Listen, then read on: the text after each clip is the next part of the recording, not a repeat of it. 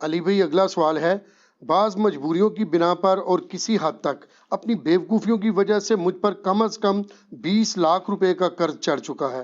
بظاہر اس قرض کی اتنی بڑی رقم تو اتارنے کی کوئی بھی امید نظر نہیں آ رہی۔ پلیز مجھے کوئی ایسا وظیفہ بتا دیں کہ میرا قرض اتر سکے، میں آپ کا بہت ہی مشکور ہوں گا، جزاکم اللہ خیر۔ جزاک اللہ خیرہ۔ دیکھیں میرے بھائیو، وظائف کی اہمیت اپنی جگہ ہے، لیکن اللہ تعالیٰ نے دنیا کو اسباب کے ساتھ جوڑا ہوا ہے۔ یہ نہیں ہے کہ آپ غلط حرکتیں کریں اور پھر وظائف ڈھونڈتے پھریں۔ آپ اپنی زندگی کا خود احتساب کریں کہ آپ معاملات کو کس طرف لے کے جا رہے ہیں، کیوں آپ نے اپنے اوپر اتنا زیادہ قرضہ چڑھا لیا ہے۔ ہم اپنے لیونگ سٹینڈرڈ کے اوپر بھی کمپرومائز کرنے کے لیے تیار نہیں ہوتے ہیں۔ آپ اکثر لوگوں کو دیکھیں گے کہ وہ چاہے قرض اٹھانا پڑے، وہ اپنی کسی شادی کی سرمنی کو، کسی رشتہ دار کی شادی کی سرمنی کو میٹ کرنے کے لیے اتنا خرچہ کرتے ہیں جو کہ امیر لوگ بھی نہیں کر رہے ہوتے، اور ادھار اٹھا کے لوگوں کے پیسے کے اوپر کر رہے ہوتے ہیں۔ اور پاکستان میں تو معذرت کے ساتھ میں نے دیکھا ہے کہ ادھار اٹھانے کے بعد اس چیز کی امید کم ہی ہوتی ہے کہ وہ واپس کرے گا۔ اس لیے ادھار دینے والوں کو بھی ہم کہتے ہیں آپ اتنا دیں کہ جتنا آپ پیسہ ضائع کر سکتے ہیں۔ یہ سمجھے آپ نے ڈال دیا، یعنی اللہ ہی کرے کو کسی کو توفیق ہو واپس کرنے کی۔ ویسے میں نے تو عموماً بہت کم لوگ دیکھے ہیں جو واپس کرنے میں کامیاب ہوتے ہیں، اور یہ بڑا کرٹیکل ایشو ہے۔ صحیح مسلم میں حدیث ہے، نبی صلی اللہ علیہ وآلہ وسلم نے فرمایا کہ شہید کے تمام گناہ معاف کر دیے جاتے ہیں سوائے قرضے کے۔ اور پھر آپ کے فرمان ہے، اس میں الفاظ ہیں کہ مجھے جبرائیل علیہ السلام نے قرضے کے بارے میں بہت تاکید کی ہے۔ اور بخاری اور مسلم دونوں میں حدیث ہے، نبی علیہ السلام کے سامنے اگر کوئی جنازہ لایا جاتا اور آپ کو پتہ چلتا ہے یہ مقروض ہے، تو آپ کہتے ہیں میں نے اس کا جنازہ نہیں پڑھنا جب تک کہ اس کا قرضہ کوئی نہیں اتارتا۔ ادروائز آپ فرماتے تم خود پڑھو، میں نے نہیں پڑھنا۔ یعنی آپ ایک ڈومیننٹ پرسنالٹی تھے، تو آپ یعنی ایک پروٹیسٹ کے طور پہ نہیں پڑھتے تھے۔ پھر اسی حدیث میں بخاری مسلم کی آتی ہے کہ جب اللہ تعالیٰ نے آپ کو وسعت دے دی غزوہ خیبر کے بعد، تو پھر آپ نے آیت تلاوت کی، النبی اولیٰ بالمؤمنین من انفسہم وازواجہ امہاتہم۔ نبی علیہ السلام مومنین کی جانوں پر ان کی جانوں سے بڑھ کر حق رکھتے ہیں، اور نبی کی بیویاں امت کی مائیں ہیں۔ تو پھر نبی علیہ السلام کو جب وسعت ہوئی تو آپ مقروض کا قرضہ خود ادا کر دیا کرتے تھے اپنی جیب سے، یعنی وہ بیت المال میں سے، خمس میں سے، جو اللہ تعالیٰ نے 5واں حصہ اہل بیت کے لیے، نبی علیہ السلام کے لیے رکھا ہے۔ لیکن بہرحال قرضہ اتارنے کے اعتبار سے تو یہ چیزیں ویسے بھی یہاں پہ تو ہوتا ہے، جنازے کے موقع پہ اناؤنسمنٹ ہو رہی ہوتی ہے، کسی کا لین دین ہے تو وہ کر لے، حالانکہ وہ بس وہ اناؤنسمنٹ ہی ہوتی ہے، لین دین کون دیتا ہے اس طرح۔ تو بہتر یہ ہے کہ اگر آپ افورڈ کر سکتے ہیں تو اللہ کے لیے اس کو معاف کر دیں، قیامت والے دن آپ کو اجر انشاءاللہ تعالیٰ ملے گا۔ تو کوشش تو یہی کرنی چاہیے کہ آپ درگزر کی روش اختیار کریں، لیکن اس کے اوپر آپ کسی کو مجبور نہیں کر سکتے کہ وہ ضرور معاف کر دیں۔ تو وظائف تو بہت سارے ہیں پڑھنے کے لیے، میرے یوٹیوب کے اوپر کئی کلپس وظائف کے اوپر موجود ہیں۔ اسپیسیفکلی قرضہ اتارنے کے لیے مولا علی رضی اللہ تعالیٰ عنہ علیہ السلام کے بارے میں ایک حدیث ہے، جامعہ ترمذی میں یہ حدیث ہے۔ سیدنا علی کے پاس ایک مکاتب آتا ہے۔ مکاتب اس غلام کو کہتے تھے جو کتابت کر لیتا تھا اپنے مالک کے ساتھ اس شرط پہ کہ میں اتنے عرصے میں تمہیں اتنا مال دوں گا تو تم نے مجھے آزاد کر دینا ہے۔ ایک تو ہے نا کہ غلام کو پیسے دے کے دوسرا مالک خرید لے، ایک یہ غلام کہتا ہے کہ نہیں میں آزاد ہونا چاہتا ہوں اور کوئی پیسے دے کے مجھے آزاد نہیں کروا رہا، جس طرح سے کہ سیدنا بلال کو سیدنا ابوبکر نے آزاد کروایا، صحیح بخاری میں آتا ہے۔ حضرت عمر کہتے تھے ابوبکر ہمارے سید ہیں جنہوں نے ہمارے سید بلال کو آزاد کروایا، رضی اللہ عنہم اجمعین وعلیہم السلام اجمعین۔ تو بعض اوقات غلام بھی اپنے مالک سے کہتا تھا کہ میں اتنے عرصے میں کمائی کر کے تمہیں اتنا مال دے دوں گا تو مجھے آزاد کر دو، یعنی جب غلامی کا سسٹم چل رہا تھا، اب تو یہ ایبسلیٹ ہو چکا ہے، تو اسے کہا جاتا تھا مکاتب، یعنی جو کتابت کر لیتا تھا۔ تو ایک مکاتب سیدنا علی کے پاس آیا اور کہا کہ میں نے جو اپنے مالک سے کمٹمنٹ کی تھی کہ اتنا میں مال دے کے تو اپنی گردن چھڑوا لوں گا، تو میں تو وہ نہیں ادا کر سکا، تو مجھے آپ میری کوئی مالی مدد کریں۔ مولا علی نے کہاں سے مالی مدد کرنی تھی، وہ تو خود زہد کی زندگی گزار رہے تھے۔ تو انہوں نے کہا کہ میں تمہیں ایک دعا ایسی سکھا دیتا ہوں جو نبی علیہ السلام نے مجھے سکھائی تھی، اگر تیرا پہاڑوں کے برابر بھی قرضہ ہوا نا تو اللہ تعالیٰ تیرے لیے کوئی سبیل بنا دے گا۔ تو وہ دعا پھر انہوں نے سکھائی اللہم اکفنی بحلالک عن حرامک، اے اللہ تو میرے لیے کفایت کر جا حلال کے مال کے ذریعے سے حرام سے مجھے بچاتے ہوئے، وَأَغْنِنِي بِفَضْلِكَ عَمَّنْ سِوَاكَ، اور تو مجھے غنی کر دے اپنے فضل سے اور اپنے سوا ہر ایک سے مجھے یعنی غنی کر دے، اپنا ہی محتاج مجھے رکھ۔ کتنی زبردست دعا ہے، اللہم اکفنی بحلالک عن حرامک وَأَغْنِنِي بِفَضْلِكَ عَمَّنْ سِوَاكَ۔ مشکات کی دوسری جلد میں مختلف دعاؤں کی جو یعنی مختلف اوقات کی دعاؤں والا چیپٹر ہے، اس میں آپ کو یہ حدیث مل جائے گی۔ چھوٹی سی دعا ہے، دیکھ کے پڑھیں کچھ عرصہ وہ زبانی یاد ہو جائے گی۔ یہ ہے، اس کے علاوہ میں نے 3 وظائف بتائے ہوئے ہیں۔ صحیح بخاری میں حدیث ہے، ابراہیم علیہ السلام کو جب آگ میں پھینکنے لگے تھے، انہوں نے پڑھا تھا حسبنا اللہ و نعم الوکیل، ہم نے اللہ ہی پر بھروسہ کیا اور وہی بہتر کارساز ہے۔ اور ابن عباس کہتے ہیں کہ تمہارے نبی بھی مشکل میں یہی پڑھتے تھے، حسبنا اللہ و نعم الوکیل۔ بلکہ سورہ آل عمران میں آتا ہے کہ اہل ایمان کو جب خبر ملی کہ کافر ان کے خلاف سازش کر رہے ہیں تو انہوں نے پڑھا حسبنا اللہ و نعم الوکیل۔ یہ تو وظیفہ قرآن میں آیا ہے۔ دوسرا وظیفہ ہے جامعہ ترمذی میں، اس کی روایت کمزور ہے، سنن نسائی الکبریٰ کے اندر اور المستدرک الحاکم میں، کہ نبی علیہ السلام ہر مشکل ہر پریشانی میں کہتے تھے یا حی یا قیوم برحمتک استغیث، اے خود سے زندہ ہر چیز کو تھامنے والے، میں تیری رحمت کے ساتھ تیری مدد کا سوال کرتا ہوں۔ استغیث الف کے ساتھ پڑھیں گے تو سنگولر کا صیغہ ہوگا، اور نون سے پڑھیں گے تو جمع کا صیغہ۔ برحمتک نستغیث بھی درست ہے، استغیث بھی درست ہے۔ اور تیسرا وظیفہ جو جامعہ ترمذی میں حدیث ہے کہ جو شخص بھی یونس علیہ السلام کی دعا کے ذریعے اللہ کی طرف متوجہ ہوا، اللہ اسے محروم نہیں لوٹاتا۔ لا الہ الا انت سبحانک انی کنت من الظالمین، یہ دعا جو ہے سورۃ الانبیاء میں آئی، اور اللہ تعالیٰ نے ساتھ ہی فرمایا کذالک ننجی المؤمنین، اسی طریقے سے ہم مومنین کو بھی نجات دیں گے جو ان الفاظ کے ساتھ ہمیں پکارے گا۔ حتیٰ کہ سورہ الصافات میں آیا کہ اگر یونس علیہ السلام ان دعائیہ کلمات کے ساتھ ہماری طرف متوجہ نہ ہوتے، پھر اسی دن مچھلی کے پیٹ سے نکالے جاتے جس دن مردے قبروں سے نکالے جائیں گے۔ تو اتنا اللہ کا آپ سمجھ لیں جلال تھا جو ٹھنڈا ہو گیا اس دعا کی برکت سے۔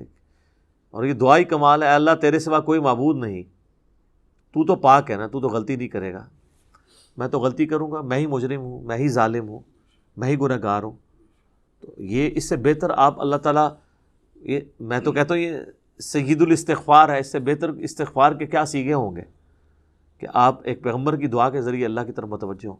تو وظائف تو بہت سارے ہیں، لیکن آپ نے وظائف کے ساتھ باقی معاملات بھی کرنے ہیں۔ اچھا، ان کاموں کے لیے سارے لوگ وظیفے مانگ رہے ہوتے ہیں، باقی ہر کام وہ انہوں نے خود کرنا ہوتا ہے۔ آج تک کسی نے مجھ سے یہ وظیفہ نہیں مانگا کہ مجھے کوئی ایسا وظیفہ بتائیں کہ مجھے نا بس صرف ناشتہ کرنا پڑے، باقی 2 ٹائم کی روٹی کھانی نہ پڑے، میرا پیٹ خود بخود بھر جائے۔ وہ ان کی عقل مان رہی ہوتی ہے کہ ایسا تو پاسبل نہیں ہے۔ کوئی مجھے ایسا وظیفہ بتا دے کہ مجھے سردیوں میں رات کو اٹھ کے ٹوائلٹ نہ جانا پڑے، بس میں وظیفہ پڑھ کے رات کو سو جاؤں، تو خود بخود معاملات سیدھے ہو جائیں۔ کیونکہ ان سارے معاملات میں ہمیں پتہ ہے کہ یہ چیزیں فزیکل چیزوں کے ساتھ جڑی ہوئی ہیں۔ اس طرح کچھ چیزیں ایسی ہیں جو فزیکل چیزوں کے ساتھ جڑی ہوئی ہیں۔ مثلا وہ ابو داؤد، ترمذی اور نسائی، ابن ماجہ میں بڑی مشہور حدیث ہے جو ہم نے بچپن میں اپنی اردو کی کتاب میں بھی پڑھی تھی کہ نبی علیہ السلام کے پاس ایک غریب صحابی آتا ہے اور کہتا ہے یا رسول اللہ آپ میری کو مدد کریں۔ تو آپ صلی اللہ علیہ وآلہ وسلم فرمایا تیرے پاس کوئی چیز ہے؟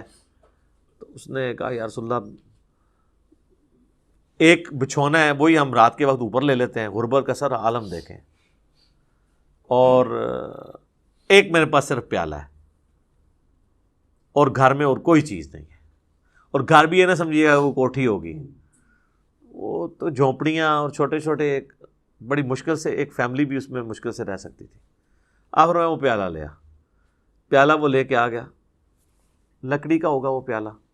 آخر میں کون ایسے خریدے؟ تو ایک صحابی نے کہا کہ میں 1 درہم میں، حالانکہ اس کی قیمت 1 درہم تو نہیں تھی، حضور کا دل رکھنے کے لیے 1 چاندی کے سکے میں خریدتا ہوں۔ تو یہ حدیث آپ کو مشکات میں بھی پہلی جلد میں مل جائے گی، زکوٰۃ والے چیپٹر میں۔ تو آپ فرمایا نہیں کوئی زیادہ قیمت لگائے، ایک اور صحابی کھڑے ہوئے، رسول اللہ 2 درہم میں۔ آپ نے فرمایا 1 درہم سے تو اپنے گھر والوں کو راشن ڈال کے دو، اور 1 درہم سے آپ نے فرمایا کہ جا کے نا کلہاڑا خرید کے لاؤ بازار سے۔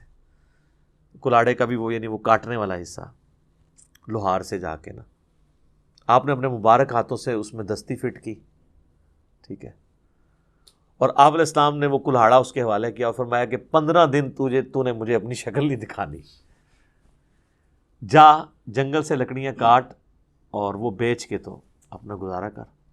لو جی وہ 15 دن بعد آیا تو اس کے پاس 10 درہم ہو چکے ہوئے تھے اور اس نے گھر والوں کے لیے کپڑے بھی خریدے۔ پھر آپ علیہ السلام نے اسے کہا کہ یہ اس سے بہتر ہے کہ تو لوگوں سے مانگتا پھرے، تو خود محنت کر۔ تو نبی علیہ السلام نے امت کو یہ ترغیب دلائی ہے کہ انہوں نے یعنی محنت کے ذریعے معاملات کو آگے لے کے چلنا ہے۔ صحیح بخاری میں حدیث ہے نا کہ نبی علیہ السلام فرمایا کہ اللہ تعالیٰ کے نزدیک پسندیدہ شخص وہ ہے جو اپنے ہاتھ کی کمائی سے گزر بسر کرتا ہے۔ اور پھر آپ نے حضرت داؤد کا ذکر کیا کہ اللہ نے ان کو زرہ بنانے کا ہنر سکھایا تھا، وہ اللہ سے دعا کرتے تھے۔ اس طرح بخاری مسلم میں ملتا ہے حضرت ادریس جو تھے وہ بڑھئی کا کام کرتے تھے، لکڑی کا، جو آپ ترخان کہتے ہیں۔ تو صاحب یعنی انبیاء کرام یہ سارے کام کرتے تھے اور وہ اپنی گزر بسر کرتے تھے۔ اب رہ گیا ہمارے نبی علیہ السلام کا کیس، تو ظاہر ہے کہ آپ کی زندگی تو ایک بہت بڑے مشن سے عبارت تھی۔ میرا پچھلے دنوں ایک کلپ بھی یوٹیوب پہ اپلوڈ ہوا ہے، میں سمجھتا ہوں ایک یونیک کلپ ہے، نبی علیہ السلام کا ذریعہ معاش کیا تھا۔ تو آپ کا ذریعہ معاش تو اللہ تعالیٰ نے پھر اعلان نبوت کے بعد اس کو بیت المال کے ساتھ جوڑ دیا تھا، اور اسی کے تحت میں سمجھتا ہوں جو لوگ دین کے لیے وقف ہیں اور وہ ان کا کوئی ایکویلنٹ موجود نہیں ہے، تو امت کا کام ہے کہ ان کا خرچہ اٹھائے اور انہیں اس کام کے لیے لگا دیا جائے کہ وہ اپنی پوری کی پوری انرجیز یعنی کھپا دیں اس کام کے لیے۔ تو بہرحال اس میں یہ ہے کہ جو بھی شخص یہ کر رہا ہے پھر اس کو یہ دیکھنا چاہیے کہ میں پھر لگژریس لائف نہ گزاروں۔ جو صحیح بخاری میں آتا ہے نا کہ حضرت ابوبکر صدیق رضی اللہ تعالیٰ عنہ جب خلیفہ بنائے گئے تو انہوں نے صحابہ کو بلا کے مشورہ کیا کہ دیکھو میرا تو کاروبار بڑا اچھا چل رہا تھا، تم نے مسلمانوں کی ذمہ داری میرے پہ ڈال دی ہے، تو میں تو یا پھر یہ کام کر لوں یا یہ کر لوں۔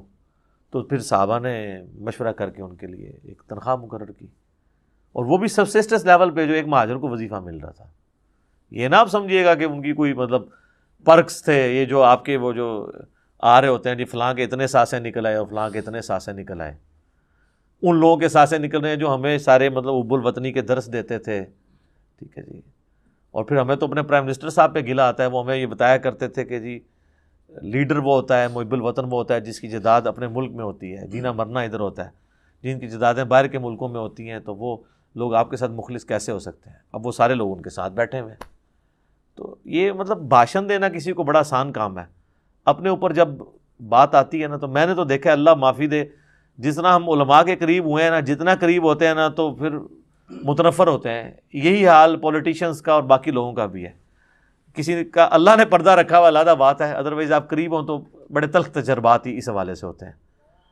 اللہ ماشاء اللہ اچھے لوگ بھی موجود ہیں کہ جنہوں نے یعنی زندگی میں اپنے اوپر ہیں۔ اب آپ یعنی مجھے آپ کو پتہ میں ایک پیورلی ڈیموکریٹک بندہ ہوں، لیکن میں یہ بالکل وثوق سے کہہ سکتا ہوں کہ کوئی بندہ بھی جنرل ضیاء کے اوپر انگلی نہیں رکھ سکتا کہ اس نے کبھی 1 روپیہ بھی کبھی یعنی گورنمنٹ کے اس بجٹ میں سے استعمال کیا۔ وہ اپنی اسی طریقے سے وہ اسی ایک کمزور سے مکان میں پوری زندگی اس نے گزاری ہے، یعنی اور اس کے اوپر کافی یعنی چیزیں آپ کہہ سکتے ہیں، ان کی پالیسیز سے اختلاف کر سکتے ہیں، مالی کرپشن کوئی نہیں تھی۔ تو اچھے لوگ بھی موجود ہیں، ٹھیک ہے، لیکن برے لوگ بھی موجود ہیں، اور وہ پھر ہمارے سامنے اب آپ کے سامنے کئی لیکس لوگوں کے سامنے آ رہی ہیں۔ تو بہرحال یہ انسان کو اگر اپنی آخرت کی فکر ہو تو پھر انسان اپنے معاملات کو صحیح طریقے سے لے کے چلتا ہے، ورنہ تو پھر لوگ قرضہ اٹھاتے اس لیے ہیں کہ واپس ہی نہ کریں۔ ہاں تو یہی ہوتا ہے، تو یہی تو وہ کہہ رہا ہے نا جی 20 لاکھ قرضہ چڑھ گیا۔ ہم تو ایسے لوگوں کو بھی جانتے ہیں جو کہتے ہیں، جن سے ہم پوچھتے ہیں تو وہ کہتے ہیں 1 کروڑ قرضہ چڑھا ہوا ہے۔ 1 کروڑ قرضہ اگر چڑھایا ہوا ہے تو ان سے پوچھو یار 1 کروڑ، ویسے تو میں کہتا ہوں ایسے بندے کو تو وہ یعنی پرائڈ آف پرفارمنس دینا چاہیے کہ جس نے 1 کروڑ پہ اکٹھا کر لیے لوگوں سے، ٹھیک ہے۔ اور عام بندے ویسے تو کوئی فیکٹری آنر ہے وہ تو کروڑوں میں ہی ظاہر ہے، وہ تو اٹھا لیتے ہیں نا، بینکوں سے قرضہ لے لیتے ہیں۔ اگر عام لوگ یعنی ان کے قرضے کروڑوں میں پہنچے ہوئے ہیں تو مطلب مجھے تو ان کے اوپر آتا ہے کہ انہیں تو پہلے ان کو تمغہ دینا چاہیے کہ یار کمال ہے کہ انہوں نے جناب لوگوں کی جیبیں ڈھیلی کروا لی ہیں، اور اس طریقے سے. تو یہ جناب اس معاملے کو سیریس لیں. اور پھر وہ قرضے بھی اٹھاتے ہیں 40 سال پرانے ہیں, اور جب واپسی کی باری آتی ہے تو وہ کہتے ہیں جی ہم تو پرانے ریٹ پہ ہی واپس کریں گے. اس پہ میرا یوٹیوب پہ کلپ آیا تھا. اس طرح نہیں ہوگا, گولڈ کے اعتبار سے اسے واپس کرنا ہوگا, کیونکہ پیسہ ڈی ویلیو ہو رہا ہے وقت کے ساتھ. سب کانٹیننٹ میں تو ہوتا ہے. ہاں آپ امریکہ میں بیٹھے ہوں یا سعودیہ میں تو 5-10 سال کا تو فرق کوئی ایسا وہاں نظر نہیں آتا. میں نے تو یعنی 10-15 سالوں میں دیکھا ہے کہ روٹی کا ریٹ نہیں اوپر گیا وہاں پہ. تو اب جا کے تھوڑے کرائسس آئے ہیں. ادروائز ہمارے ملک میں تو 1 مہینے کے اندر اتنا فرق پڑ جاتا ہے, سال میں تو بہت زیادہ فرق پڑ جاتا ہے. تو اللہ تعالیٰ ان فتنوں سے بھی محفوظ فرمائے. ٹھیک ہے, آمین.